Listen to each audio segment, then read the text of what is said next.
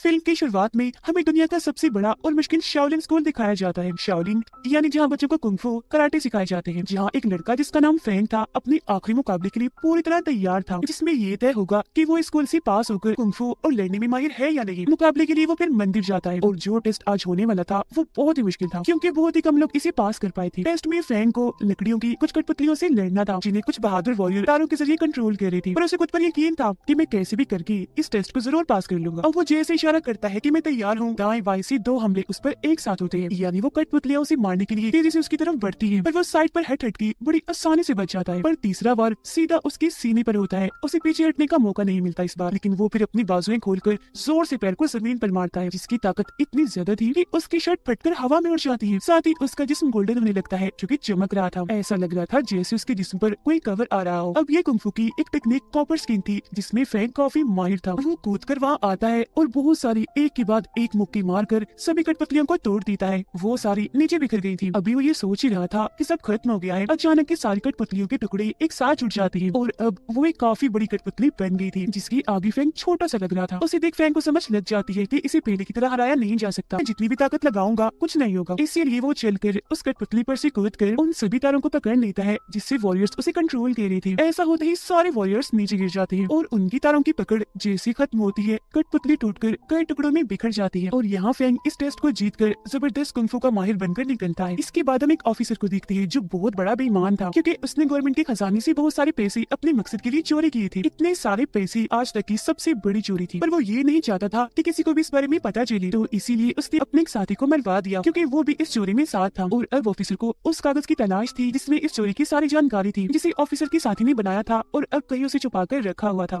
उधर फैंग गाँव आकर अपने बचपन के दोस्त से मिलता है। उनकी एक और दोस्त भी थी जिसका नाम रोंग था। अब ये दोनों जब रोंग से मिलने जा रही थी तो रास्ते में एक फाइटर को देखते हैं, जो काफी लंबा चौड़ा बहादुर आदमी, लड़ने में काफी माहिर था। वो एक आदमी को मार रहा होता है। उस आदमी को बचाने के लिए फैंग उस पर हमला कर देता है, पर वो इतना ताकतवर था कि एक ही मुक्की से फैंग को दूर करता है और वो गोल गोल घूमकर जोर से नीचे गिरता है, जिससे वो समझ गया था कि ये फाइटर कोई आम तो नहीं है, बल्कि इसे हराना काफी मुश्किल है। ये फाइटर दरअसल ऑफिसर के लिए ही काम करता था। अब फाइटर जिस काम के लिए यहाँ आया था, क्योंकि वो नहीं हुआ, इसीलिए अपने घोड़े पर बैठकर वो यहाँ से चला जाता है। फैंग भी घोड़े पर बैठकर उसका पीछे करता है और अब ये लोग बाजार के बिल्कुल बीचों बीच आकर खड़े हो गई थी। अब इससे पहले कि वो लड़ाई करती, बड़ी अलग अंदाज में फैंग की मॉम यहाँ आ जाती है। वो कान से फैंग को पकड़कर घर ले जाती है ताकि वो लड़ाई झगड़ों में ना पड़े। वो पहले तो उसकी पिटाई करती है और यही कैद करके बाहर जाने से मना करती है, पर फैंग कहाँ घर में आराम से बैठने वाला था। जैसे उसे मौका मिलता है चुपके से वो यहाँ से भागने लगता है। वो कपड़े पहन ही रहा था कि तभी उसे अपनी पड़ोसी दिखती है, जो उसे देखते ही चीख मार देती है। अब इससे पहले कि फैंग उसे पूछता कि तुम यहाँ क्या कर रही हो, वो लड़की बहुत सारे सिपाहियों को यहाँ आता हुआ देखती है, फौरन छुप जाती है। सिपाही फैंग के पास आकर उसे पूछते हैं, हाँ लड़की बताओ, किसी लड़की को देखा है इधर? पर फैंग लड़की की जान बचाने के लिए झूठ बोल देता है कि नहीं नहीं भाई, मैंने तो किसी को नहीं देखा, और उन्हें गलत रास्ता बता देता है। लड़की बाहर आकर फैंग को कहती है, शुक्रिया शुक्रिया, तुमने मेरी जान बचाई। तभी इधर रोंग और फैंग का दोस्त भी आ गई थी। रोंग जब दोनों को साथ देखती है तो दुखी होते हुए फैंग के दोस्त को कहती है, देखो जरा ये लड़की मेरे बचपन के दोस्त के साथ खड़ी है, जिसका मतलब है कि इन दोनों के बीच जरूर कुछ न कुछ तो है। अब बेचारी जलती हुई नाराज होकर वहाँ से चली जाती है, पर फैंग भी उसे समझाने के लिए पीछे पीछे चला जाता है। फैंग का दोस्त जब जा रहा था तो एक सिपाही उसे रोक लेता है और एक आदमी की तस्वीर दिखाकर उसके बारे में पूछता है कि क्या तुम इस आदमी के बारे में जानते हो, कहाँ मिलेगा ये? और वो तस्वीर रोम के डेट की थी, इसीलिए वो छुपाता है और इनकार करता है कि मैं नहीं जानता। घर आकर उसका दोस्त ये सारी बात रोम को बताता है कि कुछ सिपाही तुम्हारी डेट को ढूंढ रहे हैं, जिस पर वो कहती है, भाई क्यों, ऐसे कैसे पकड़ लेंगे मेरी डेट को?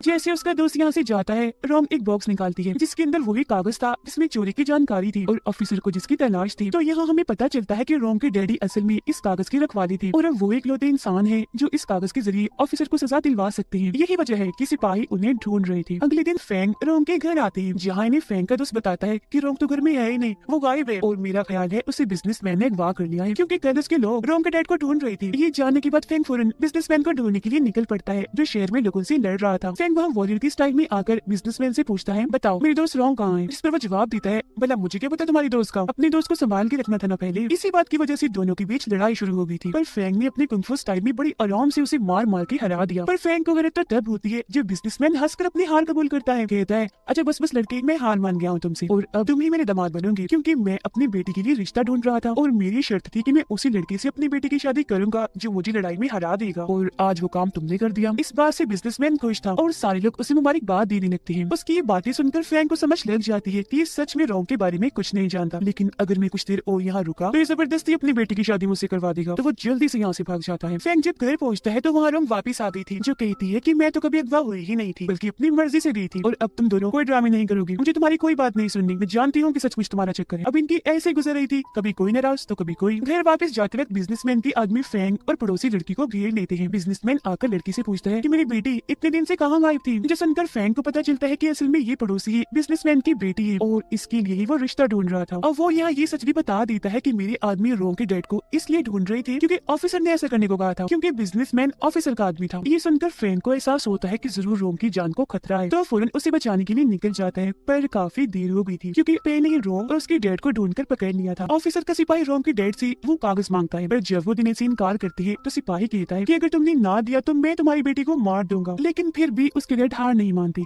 और अकेले उनसे लड़ने के लिए तैयार हो जाते हैं। मगर बहुत जल्द उन्हें एहसास हो जाता है कि मैं अकेला इतने सारे लोगों का सामना नहीं कर सकता, तो उन्होंने उस कागज पर अपनी बेटी की जान बचाने के लिए खुद की कुर्बानी दे दी, तलवार से अपना गला काट लिया। तभी इधर फ्रैंक आ जाता है। इससे पहले वो रोम के डैड को बचाता काफी देर हो चुकी थी क्योंकि वो मर गए थे। सारे सिपाही फ्रैंक को देखते उस पर हमला कर देते हैं, पर वो आते ही सबको मारने लगता है। किसी को मुक्का मारकर, किसी को कोनी मारकर दूर फेंकता जा रहा था। तो इसीलिए बचे हुए सिपाही रोम की गले पर चाकू रख के वहाँ से निकल गए थे। उधर जब ऑफिसर को पता चलता है कि मेरी मिशन में फ्रैंक रुकावट बनकर आ गया था और मेरे सिपाहियों ने वो कागज हासिल नहीं किया, तो वो फाइटर को बुलाता है और उन्हें हुक्म देता है कि कैसे भी करके फ्रैंक को मारकर वो कागज मुझे ला कर दो। अब फाइटर को ये चीज अच्छी तो नहीं लगती, पर उसी ऑफिसर के सामने झुकना ही पड़ता है। फ्रैंक को एक खत मिलता है जिस पर लिखा हुआ था कि रात होने तक वो कागज लेकर एक जगह पर आ जाओ और अगर तुम ना आए, ऐसा ना किया तो हम रोम को मार देंगे। रात को कागज लेकर फ्रैंक बताई हुई जगह पर पहुंच जाता है। वो आराम से कागज सिपाही के हवाले कर देता है, जिससे सब हैरान थे कि इसने लड़े बगैर इतनी आसानी से कागज दे दिया। और अब जैसे सिपाहियों से खोलता है तो पता चलता है कि ये कागज तो नकली है। इसी के साथ फिर इधर फ्रैंक और फाइटर के बीच लड़ाई शुरू हो जाती है। लड़ाई में ही फाइटर के डैड फ्रैंक पर जहरीला पाउडर डाल देते हैं, जिससे उसकी शक्तियां तो काफी हद तक कम होती ही है, पर फाइटर के डैड भी काफी जख्मी हो गई थी। फाइटर का ध्यान अपने जख्मी बाप पर था, तो उन्हें वो यहाँ से ले जाता है। और अब जैसे ही सिपाही खुद फ्रैंक को मारने के लिए आगे बढ़ता है तो तभी इधर उसकी मोम और बिजनेसमैन आकर उसे बचा लेते हैं। घर लाकर फ्रैंक को जड़ी बूटियों वाले पानी से नहलाया जाता है ताकि जहर का असर खत्म हो जाए।